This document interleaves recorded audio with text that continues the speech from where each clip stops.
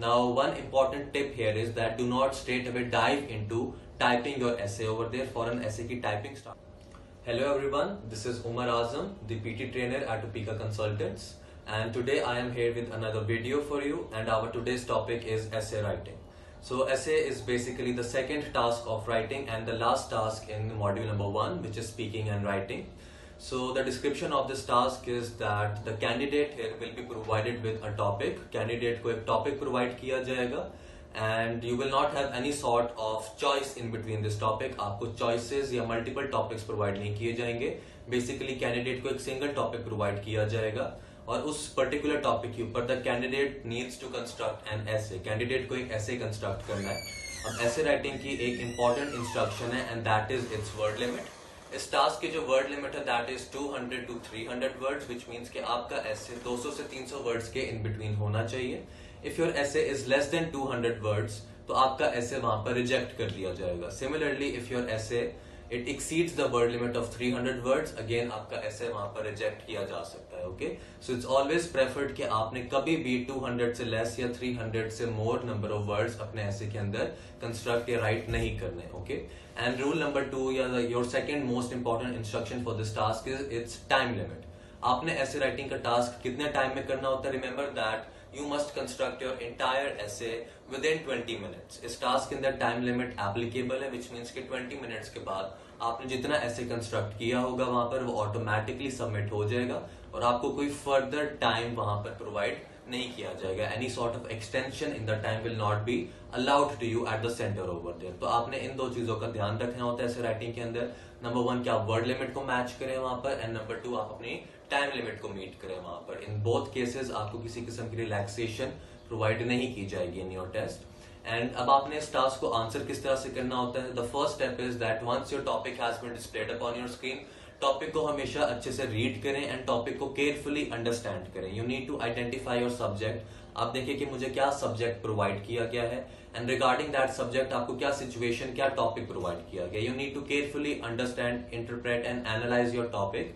अगर आप टॉपिक को करेक्टली अंडरस्टैंड नहीं करेंगे, इंटरप्रेट नहीं करेंगे, देयर आर हाई चांसेस कि आप जो ऐसे कंस्ट्रक्ट करेंगे वो मे बी आपके टॉपिक से ज्यादा रेलेवेंट ना हो वहां पर, या अगर आपने उसको मिस इंटरप्रेट किया तो आप रॉन्ग टाइप ऑफ ऐसे लिख कर आ सकते हैं एट द सेंटर. आपको सेंटर में जो टाइप्स ऑफ एसेज दिए जा सकते हैं दैट आर आर्ग्यूमेंट टाइप, जहां पर आपको एग्री एंड डिसएग्री करना होता है, और you could be given discussion type of essay where you need to provide with the advantages and disadvantages of the topic.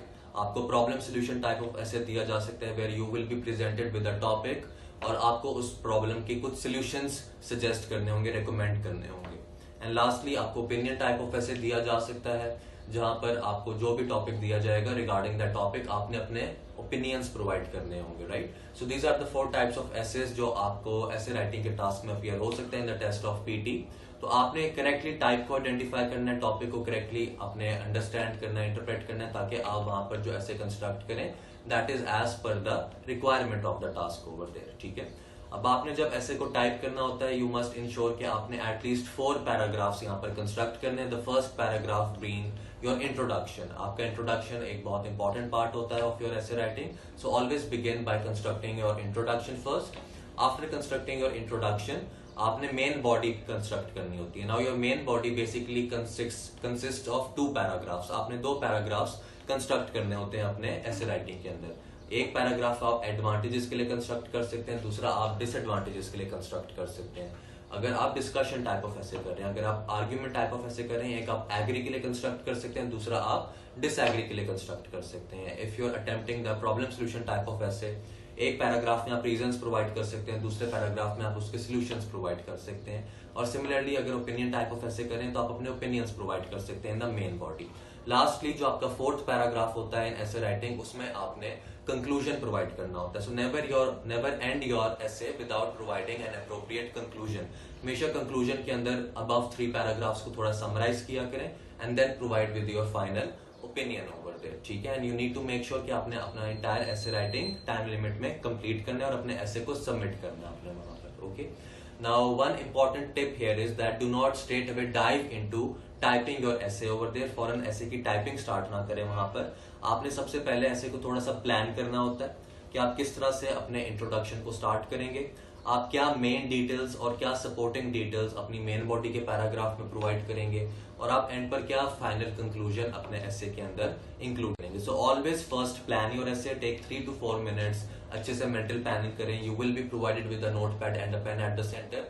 So using them आप notes बना सकते हैं वहां पर कि आपने क्या क्या पॉइंट्स अपने ऐसे में इंक्लूड करने हैं. Once you have all the road map, आपके पास स्ट्रक्चर है, आपके पास सारी प्लानिंग है, आपने सारे बुलेट पॉइंट्स कंस्ट्रक्ट कर लिए हैं, then you must move on to typing your essay over there. तो कभी भी ऐसा ना करें कि आप सोच सोच कर लिख रहे हैं वहां पर. इस तरह टॉपिक से डिस्ट्रैक्ट होने के चांसेस ज्यादा होते हैं, एंड इट इज पॉसिबल कि आप अपना essay within time complete नहीं कर पाएंगे, because it will take you more time using this approach. तो पहले ऐसे को प्लान करें and then go towards typing your essay. उससे आपकी टाइपिंग स्पीड भी बेहतर हो जाएगी, आपको बार बार सोच सोच कर लिखने की जरूरत नहीं पड़ेगी.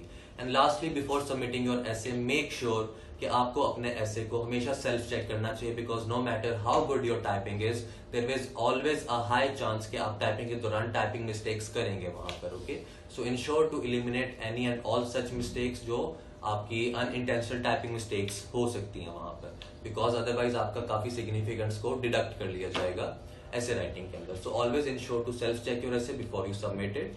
Now next we will move on to the scoring section of this task. The scoring for this task is basically dependent upon 7 factors. First factor is content, which carries 3 marks. यहाँ पर देखा जाता है कि आपने जो इन्फॉर्मेशन प्रोवाइड की क्या वो टॉपिक से रेलेवेंट थी या नहीं थी. Next factor is form, which carries 2 marks. यहाँ पर देखा जाता है कि क्या आपने word limit and time limit को फुलफिल किया. थर्ड फैक्टर इज ग्रामर, जहाँ पर आपकी ग्रामर असेस की जाएगी कि आपकी ग्रामेटिकल मिस्टेक्स तो नहीं है. इफ यस, आपका स्कोर डिडक्ट किया जाता है. Fourth factor is vocabulary, which assesses क्या आपने सेम वर्डिंग बार बार रिपीट तो नहीं की, क्या आपने सिनोनिम्स यूज किए, क्या आपने variety of vocabulary and words use किए अपनी ऐसे राइटिंग के अंदर या नहीं. फिर आपकी स्पेलिंग्स को असेस किया जाता है, जितनी ज्यादा स्पेलिंग मिस्टेक्स होंगी उतना स्कोर आपका डिडक्ट किया जाएगा. Next factor being assessed is general linguistic range, जहां पर यह असेस किया जाता है कि क्या आप डिफरेंट ग्रामेटिकल स्ट्रक्चर्स यूज कर रहे हैं, complex and compound sentences use कर रहे हैं ऐसे के अंदर या नहीं. एंड लास्टली आपके डेवलपमेंट स्ट्रक्चर एंड कोहेरेंस का फैक्टर आता है, जहां पर देखा जा रहा है आपने 4 पैराग्राफ्स कंस्ट्रक्ट किए, स्टार्टिंग फ्रॉम इंट्रोडक्शन, लास्ट आपका कंक्लूजन होना चाहिए. मेन बॉडी के पैराग्राफ्स आपने प्रॉपर्ली डेवलप किए हैं या नहीं किए, और क्या आपने कंजंक्शंस को यूज किया, such as moreover, furthermore, secondly, similarly, क्या आपने एग्जाम्पल्स वगैरह दी, for example to elaborate, to clarify.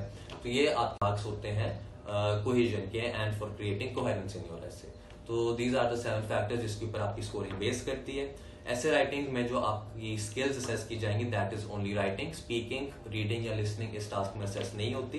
And the weightage of this task is pretty much high, 11.2% weightage होती है of this task, which means कि आप इस task को जो है वो इग्नोर नहीं कर सकते या आप इसको लाइटली नहीं ले सकते. You need to develop a good strategy for this task, और आपको इसकी एक अच्छी स्ट्रॉन्ग प्रैक्टिस डिवेलप करनी चाहिए. Alright, so if you have any questions relating to this task or the test of PT, feel free to contact us at Upika Consultants. Thank you. Allah Hafiz.